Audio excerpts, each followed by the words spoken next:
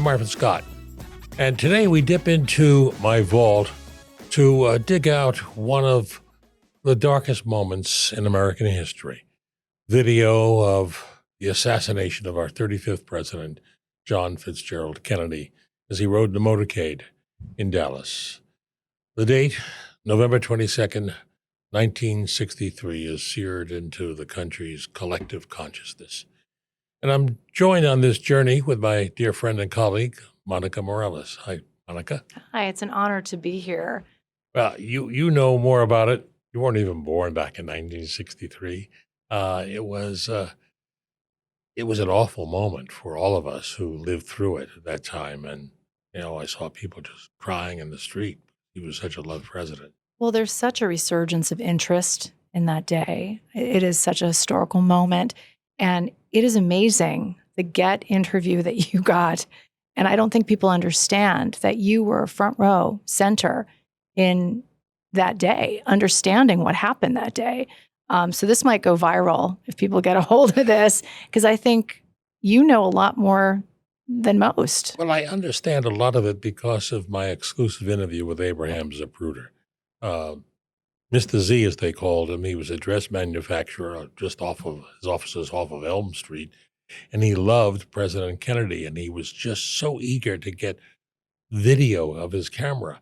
He forgot his camera that day. I can't believe that. I can't. And his secretary, Lillian, said, Mr. Z, when are you going to have another chance to see the president? She made him go back home. Can you imagine if she didn't say that and he would have just... It's the only record of the murder of our president. Well, every documentary, every historical video that you watch is that video.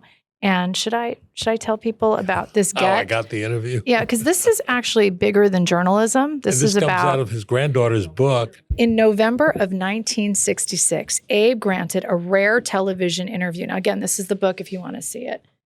26 Seconds. There's a book called 26 Seconds, and it's right on page 174. His granddaughter, Alexandra, who you got to meet, no, right? That's his daughter who wrote that book. His daughter wrote it. Okay. In November 1966, Abe granted a rare television interview.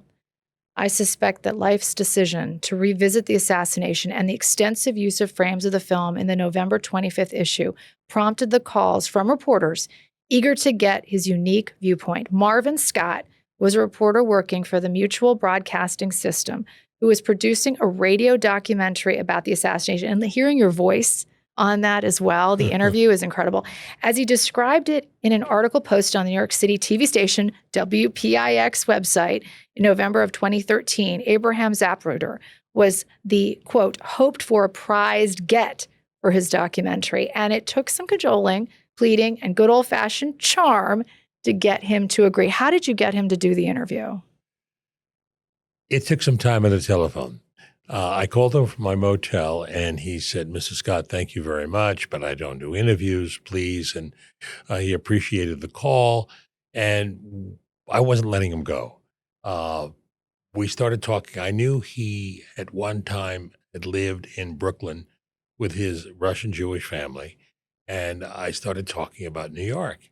And at one point, I said, hey, Mr. Zapruder, I'm a kid from the other side of the tracks. I come from the Bronx. You're from Brooklyn. We started talking about New York. And he started interviewing me, asking me questions about what I do. And so we spent about 10, maybe less than 15 minutes on the phone. And at one point, I said, hey, we're both New Yorkers. You can't turn me down, can you? There's a pregnant pause, and he said, okay, could you be here at 2:00? No, you just used, I need to write that down. That's a great line. That was it. He said, be here at 2:00. And when I got there, I got a little greedy, and I said, Mr. Z, rather than just do it here sitting in the office, how about coming down, let's do the interview where you stood when you took the film. And he agreed. He and his assistant, Marilyn Sitzman, they came down, and we stood in the very spot where he took the film. Let me tell you something. I had that film, I saw the film, and I did the interview in 1966.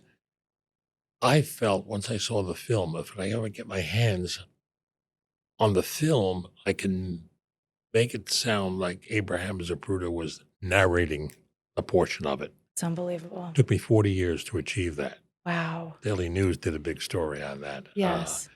The film runs 26.6 seconds. That portion of my radio interview was 33 seconds. I became a technical surgeon.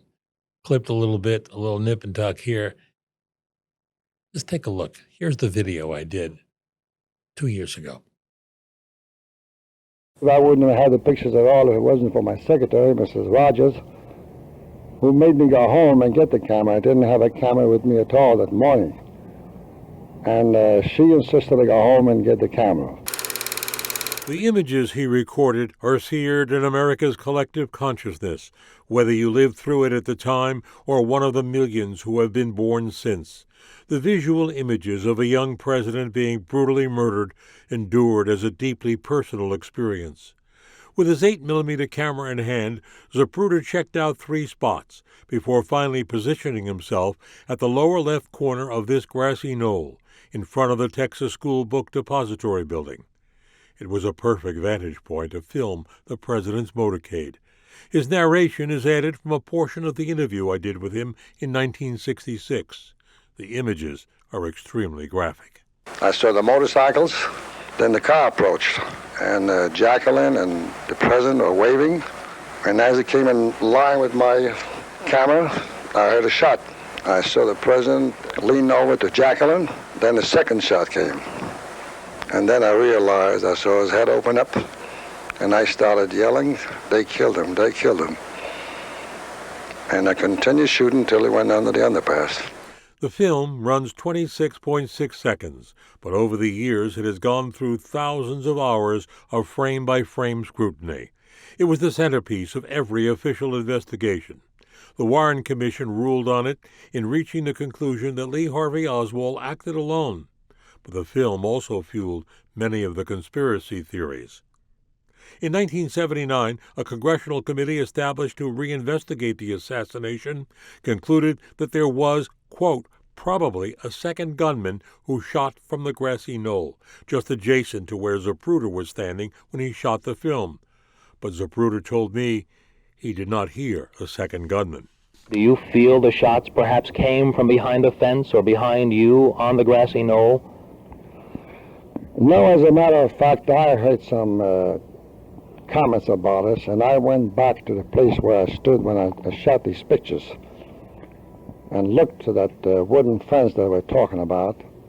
I believe it's about between 30 or 35 feet away from where I was standing. I believe I would have heard different sound, a shot coming from my right ear. Zapruder's camera is now in the National Archives.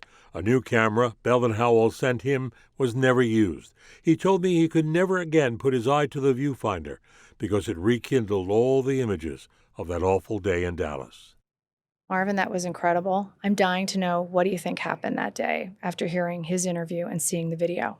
Well, for more than 60 years, I've been influenced by what Abe Zapruder and Marilyn Sitzman told me standing at that spot. As you heard in the video, he said he heard shots distinctly from his left ear, and that would have been 80 yards away from the 6th floor of the School Book Depository building where Oswald took a shot. Conspiracy theorists claim a second shot came behind that picket fence in the grassy knoll, which Mr. Zapruder said was only about 35, 40 feet from him, and would have been something he would have heard directly in his other ear. He did not hear a shot. He heard 2 distinct cracks coming from behind his right ear from where he was standing, and that was with the Book Depository building. I've been influenced by that.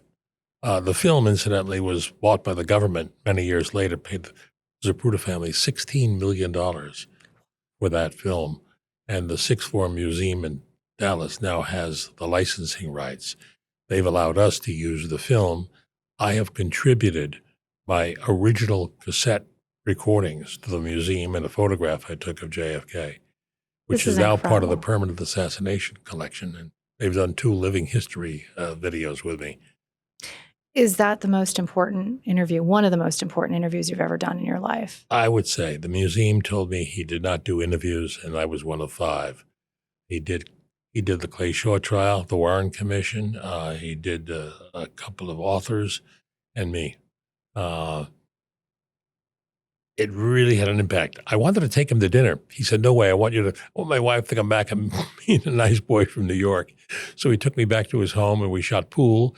And he reached into his cabinet, took out a camera from Bell and Howell, unopened. Bell and Howell gave him another camera because they took his for the National Archives. Oh, wow. And he said he didn't open it because he could never lift a camera. He could never put his eye to the viewfinder of to course. see that again. And he told me, he said, how did you stand there so steady? He said he felt he was paralyzed. He said it must have been some paralysis when he saw that president's head explode, that he just was there. He saw how steady the video was. It was incredible. An important interview. One of the most important interviews of your life. And I've been influenced by what he heard, he and his assistant, Marilyn. Yeah. But over the years, I've had questions. The government has released like 5 million papers. And earlier this year, they released another couple of thousand. I think the FBI claims it's got about 2,400 documents left, and they're holding on to that for national security concerns. I think the documents that released so far have shown covert CIA activity around the time, but no smoking gun. And the conclusion officially, Lee Harvey Oswald. There are. This is so interesting. What can we learn from this, you think, now? I mean, it's such an important day, and you were there, you interviewed the man who got the video. Skepticism. I mean, I think skepticism is the lifeblood of so much. And I think we still have doubts. There were so many conspiracy theories. I have a video here I did back in 1993 to give you an idea of the various theories that are out there, but no concrete evidence ever to prove any of these were true. Let's take a look at that video. The President of the United States is dead.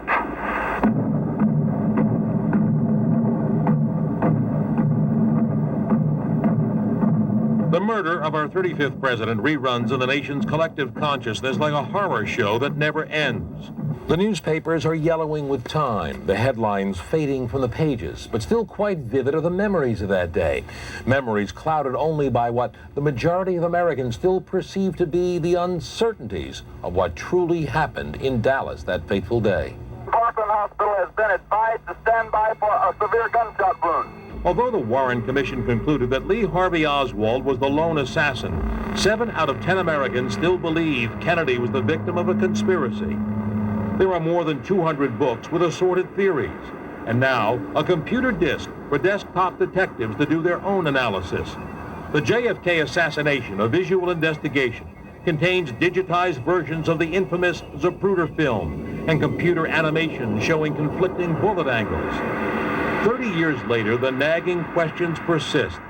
There are those who still believe Fidel Castro was behind it, after he learned that his mistress, a self-proclaimed CIA operative, had orders to kill him. They said if I didn't kill him, that they'd have to go to war because he was turning communist and he was evil. And some suggest it was anti-Castro Cubans who killed Kennedy.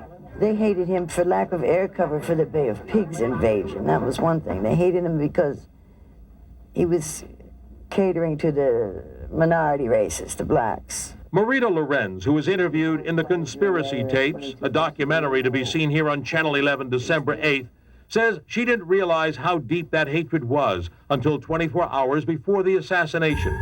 She claims to have been in a Dallas hotel room with rifles and maps in the company of Jack Ruby, CIA agents Frank Sturgis and E. Howard Hunt, and a man named Lee Harvey Oswald. Ozzy, the one I recognized after Kennedy was shot, he was with us in the Bay of Pigs training camps. I really didn't know him that well. He was a part of that Sturgis group. Vietnam, not Cuba, was the reason our young president was eliminated, according to the late District Attorney of New Orleans, Jim Garrison, who claimed to have uncovered evidence of a deep conspiracy at the highest levels of the U.S. government. John Kennedy was killed because he refused to send combat troops to Vietnam. Oliver Stone made that theory sound like fact in his movie JFK. The reality is, Garrison died without ever proving his theory. A war at home, not abroad, say some, was really behind Kennedy's murder. The mob wanted to get rid of the Kennedys because the Kennedys were trying to destroy them. John Davis, a cousin of Jackie Kennedy, writes in his books Mafia Kingfish and the Kennedy Contract that the contract was put out by this man, Carlos Marcello, who ruled a $2 billion a year criminal empire. Marcello, he says, had a vengeance against the Kennedys. Bobby Kennedy put Marcello before congressional investigators and even had him deported on an immigration violation. But Marcello came back. He outlined a plan to kill President Kennedy in order to neutralize his brother Bobby, who was making his life hell. As a postscript, Davis notes that Oswald and Ruby had ties to the Marcello crime family in the years before the assassination. One of the most troubling questions all these years is whether or not there was a second gunman. The Warren Commission says Oswald was the lone shooter from the 6th floor of the Texas School Book Depository building. Other evidence, though, suggests other shots were fired from behind a fence on the grassy knoll. The most reputable group to establish a conspiracy theory was the House Assassinations Committee. In its final report in 1979, it states, with a certainty factor of 95% or better, there was a shot fired at the presidential limousine from the grassy knoll.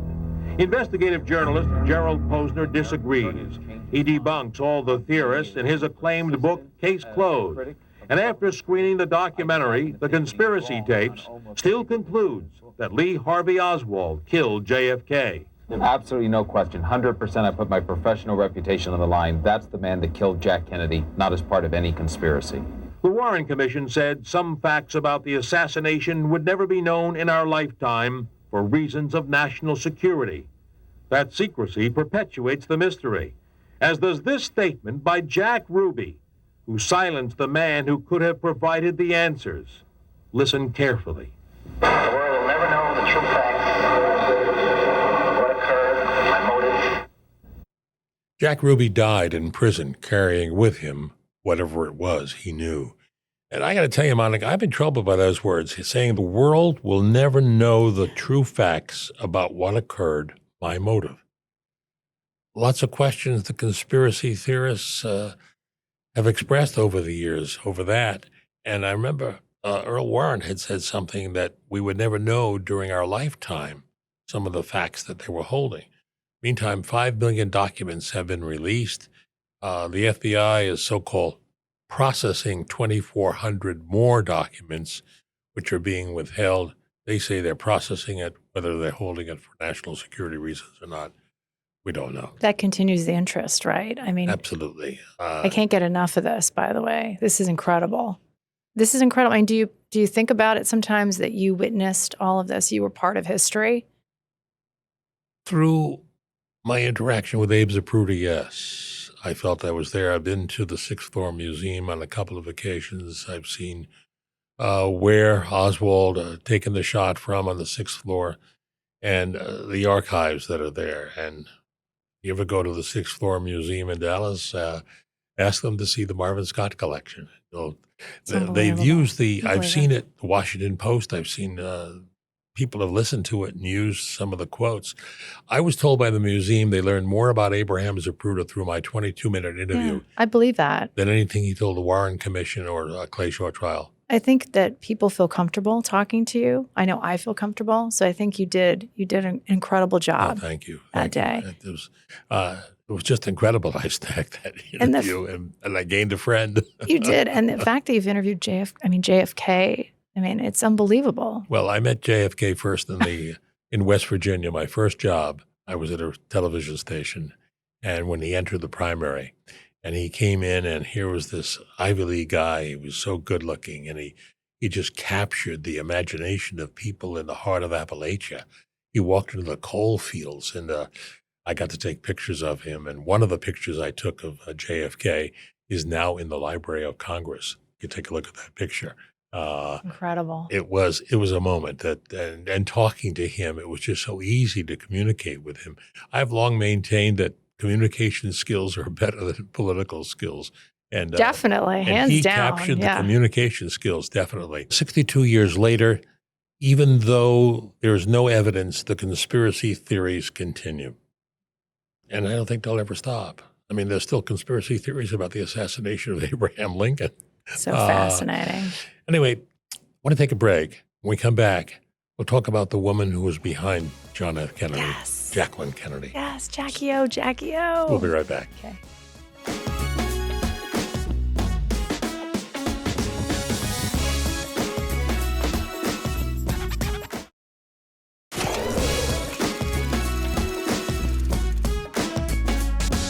Welcome back. There was a woman behind the man, Jacqueline Kennedy. She was so stoic after the assassination. We'll never forget seeing the photograph of her and standing there with her two children, Caroline and John, during the funeral. She was a magical woman, and everyone loved her in this country. Here's a piece I did on Jacqueline Kennedy back in 1993.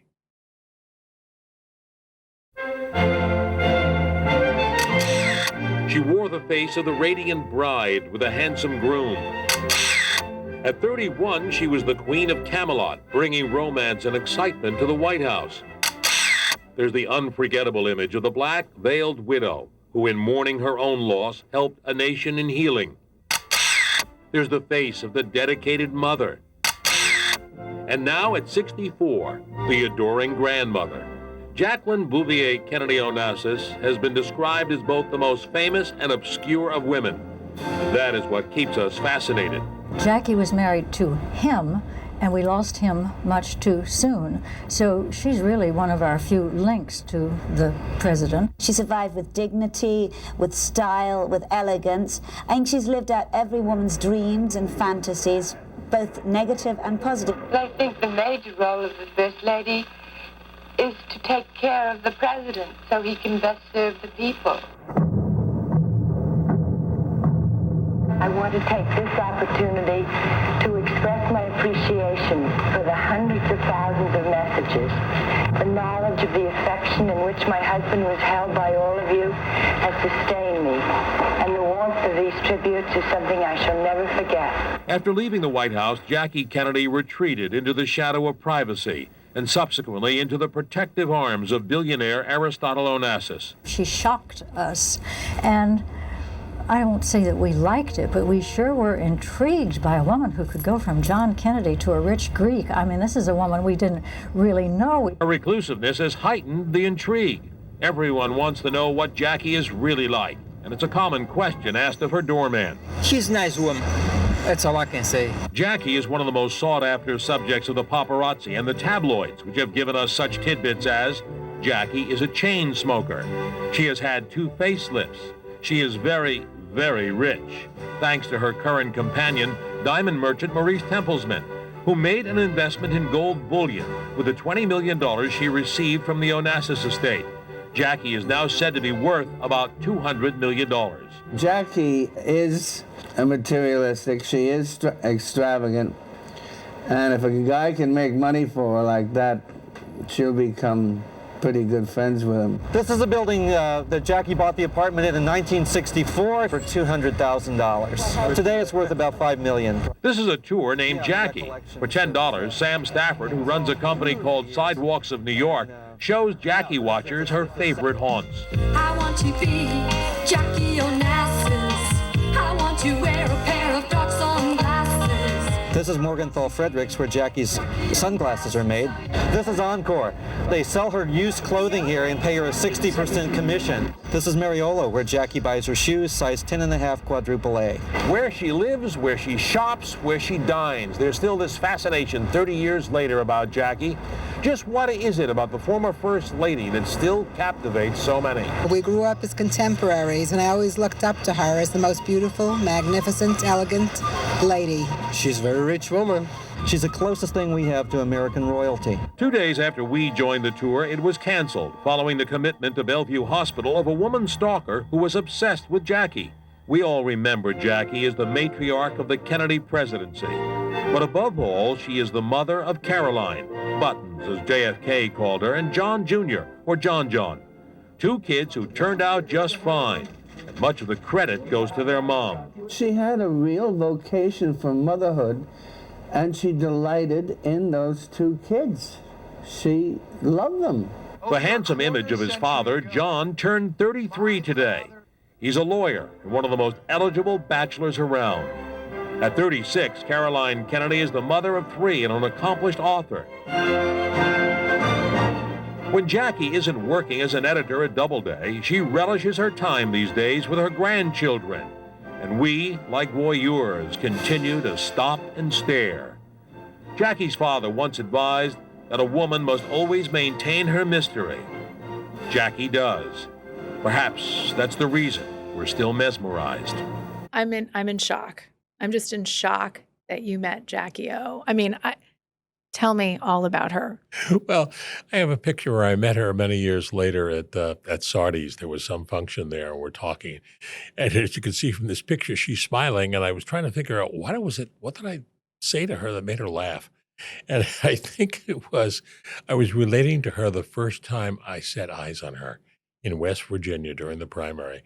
And I was sitting at the front table during an event, and I could not take my eyes off of her. Yeah. And at one point, she caught me looking at her, and our eyes connected. She smiled at me, and I smiled back at her, and I was relating that story. And that is what made Jackie smile. She was devastatingly gorgeous, devastating. Should Lori be nervous right now, your wife? My wife, not. No, but I mean, you were taken by Jackie O. She was. I think the nation was. Yes. We all were. Yes. Anyway, you know something? Back in the days, we had teletypes, the clatter of teletypes in our newsrooms. And there was United Press International, Associated Press. And the sounding of bells always connoted something important. And sounding of 10 bells was awesome. 10 bells meant there was what they call a flash, something catastrophic, war breaking out, the assassination of a leader. This is an essay I did on I think it was the 20th anniversary, the 20th observance of the assassination. No newsman will ever forget the bells that shook the world and drew us all to the teletype machines that Friday afternoon in November 22 years ago. The teletape operator frantically breaking into a transmission. Urgent, shots fired at the president's motorcade at red. Our hearts quickened. The bells were constant. 5 bells, a bulletin, Kennedy hit. Then another sequence, 10 bells, flash. And our most worst fears had been confirmed. President Kennedy was dead. Over the years, those unforgettable bells have replayed in my mind at moments that seem to bring the past into the present. As I stood years later on the grassy knoll with Abraham Zapruder, who recounted how he almost forgot his camera that fateful day. As I looked at a corner window in the Texas School Book Depository, a building that no longer bears that name. And the bells flashed through my mind as a Dallas taxi cab driver reflected on that day and the man. We all loved him, he said. We all loved him. As a newsman, I will never forget John Kennedy, who I first met in the coal fields of West Virginia, where he campaigned for the presidency. And I will never forget the bells that proclaimed his death. Marvin, number one, talk to me about him and his charisma. It was off the charts. His leadership was, of course, off the charts, but charisma. Meeting him, what can you tell us about him that maybe we don't read in the history books? Because we need to know. I mean, what we know about him was his charm. He knew how to communicate with people, particularly in that primary. These people he was talking to were poverty-stricken. They lived in the heart of Appalachia. And he said what he did, he brought them hope. And the hope is what gained him the nomination in 1960 over Hubert Humphrey, who before he came in was 70% ahead in the polls. And Kennedy just overwhelmed the people. There became an issue there over his religion of Catholicism, but he overcame all of that. Enough for Hubert Humphrey to bow out, and Kennedy got the nomination in 1960. And having met him, did you know? I mean, you just knew that this was the leader of our country. He was a senator at the time, and I did have a feeling since that he was going to go on to greater accomplishments, never anticipating that he would die in such a violent way.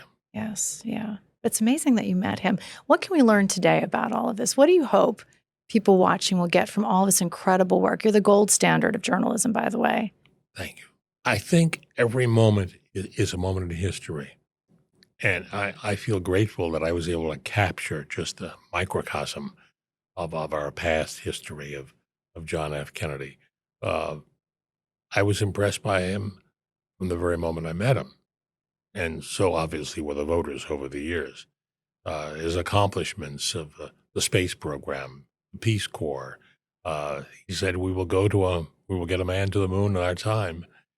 He succeeded in that, didn't live to see it. He had to deal with the Cuban Missile Crisis. And the thing he wanted most was legislation to overcome the civil rights revolution. He didn't live to see it.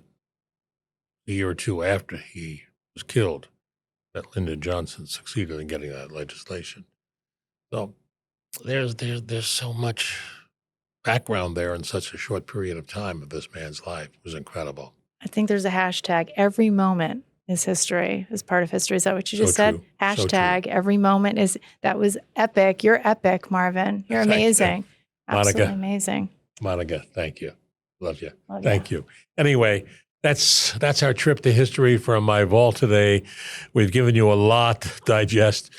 We'll have another one coming next week. Thank you, everyone.